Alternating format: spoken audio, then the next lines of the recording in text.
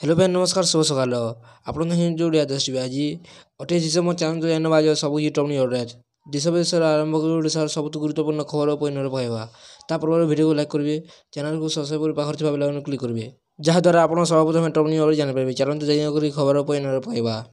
प्रति खबर आज बदल पाग काली पुणी वर्षा संभावना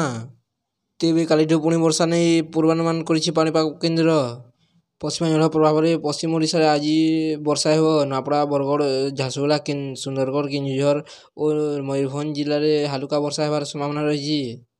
परवर्ती खबर चाषी को क्षतिपूरण देवे सरकार मार्च 15 जाए मंडी खोलने को निर्देश फेब्रुआरी 28 तारीख नुहे बरं आउ 15 दिन मंडी खोला आउ 15 दिन मंडी खोल निर्देश दी मंत्री कहते चाषी को क्षतिपूरण देवे सरकार एने चाषी मैंने विव्रत न मंत्री अपील कर। परवर्ती खबर ट्रेन तले लुचि 250 किमी अतिक्रम कले युवक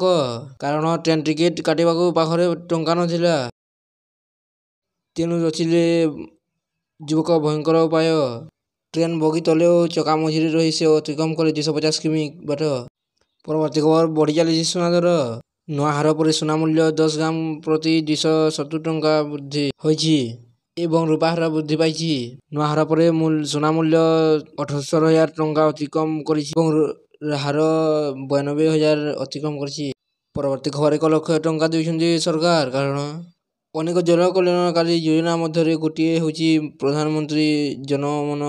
योजना 2024 यह योजन प्रथम किस्ती लोक पूरा 1 लाख टंका जोगाई जाऊँगी केवल आदिवासी परिवार गुड़ी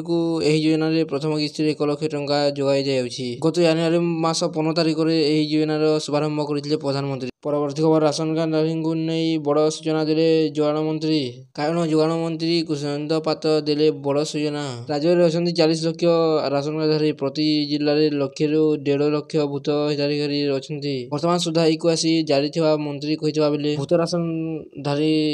भली भूत चाषी को धरा कहते राज्य में केते प्रकृत चाषी अच्छा जाना रजिस्ट्रेशन आरंभ होइछि। परवर्ती खबर आईसीसी चैंपियन ट्रॉफी पूर्व टीम इंडिया एक खुशी खबर कारण प्रकाश जे भारतीय ऑलराउंडर हार्दिक पांड्या प्राय 1 वर्ष पर वनडे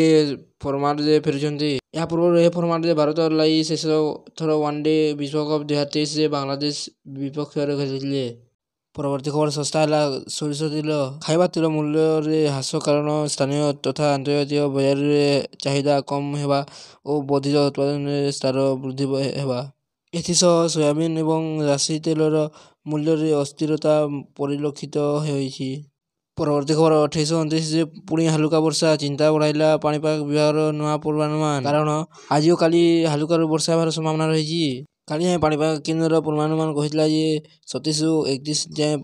पाग पूरा सुखिला रहिबो आज पूर्वानुमान देछि आज और काली हालुका वर्षा होबारे। परवर्ती खबर 31 तारिख आसबे मोहनचरण माझी घेस को कारण 31 तारिख घेस वीरता दिवस होगा जाऊँगी से मुख्यमंत्री आसुचंती।